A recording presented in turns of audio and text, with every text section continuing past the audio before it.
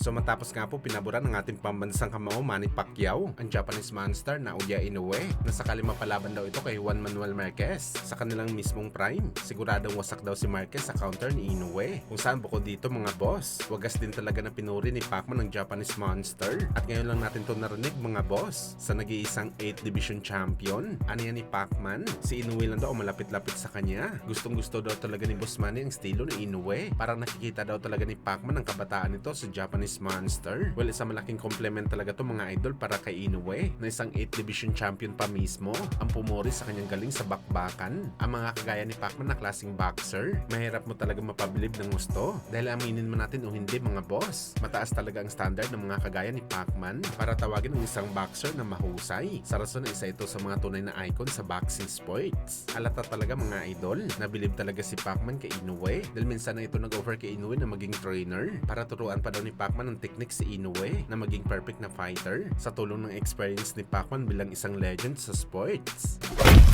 Samantala speaking kay Manny Pacquiao mga idol, matapos nga po nito sinabi na fight is on para sa bakbakan nito kay Mayweather Jr. sa buwan ng September. Agad dito nagbanta mga idol kay Floyd. Aniya gagawin niya daw ang lahat mga idol na kanyang makakaya sa bakbakan para kunin kay Mayweather Jr. ang pinaka-importanteng bagay sa kanya bilang isang boxer. Ito nga mga idol ang pagiging undefeated nito. Sa bawat interview kasi mga idol ni Floyd, palagi daw nito pinagmamalaki sa lahat ang kanyang pagiging undefeated fighter. At ito talaga ang ticket niya palagi para sabihin na dahil sa kanyang record, siya talaga ang greatest of all time. At walang ibang goal daw si Manny Pacquiao mga idol, kundi tanggalin ito kay Floyd. At ang tanging paraan nandito mga idol ang talunin siya sa bakbakan. Kaya pinush daw talaga ni Pacman na maging real fight ang laban nila ni Calvo. Dahil hindi ito magagawa ni Pacman ng ganitong bagay kung exhibition fight lamang ang bakbakan nila. Sayang lang daw talaga ang pagod ni Pacman sa bakbakan kung wala namang basihan ng laban. Inaamin naman ni Boss Manny mga idol na hindi naman daw madali gawin ang ganitong bagay dahil isa daw sa pinakamahusay na fighter si Floyd sa bakbakan.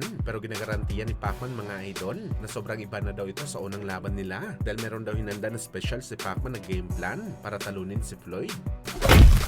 Sa kabilang banda naman mga idol, Adrian Broner nag-react sa bakbakan ni Pacman at Floyd. Aniya kahit marami daw ang nagsasabi ng mga boxing fans na hindi na daw dapat panoorin ang bakbakan ng dalawang legend. Pero para kay Broner mga idol, excited pa rin daw siya makita ang laban. Magandang laban pa rin daw ang sagupaan ni Pacman at Floyd. At sa naging prediction naman ni Broner mga boss, malaki daw ang respeto nito kay Pacman bilang isang fighter. Mabait at mahusay daw si Boss Manny, pero isang brother daw nito si Floyd. Kaya sa American legend ang kanyang suporta sa bakbakan. At isa pa daw mga idol, hindi pa rin daw nakikita ni Broner na mananalo talaga si Pacman kay Floyd kahit sa ganitong stage nila sa kanilang karera sa bakbakan. Pero gayon pa man para kay Broner, kahit anong ang resulta ng laban, magandang bakbakan pa rin daw ang sagupaan ng dalawang icon.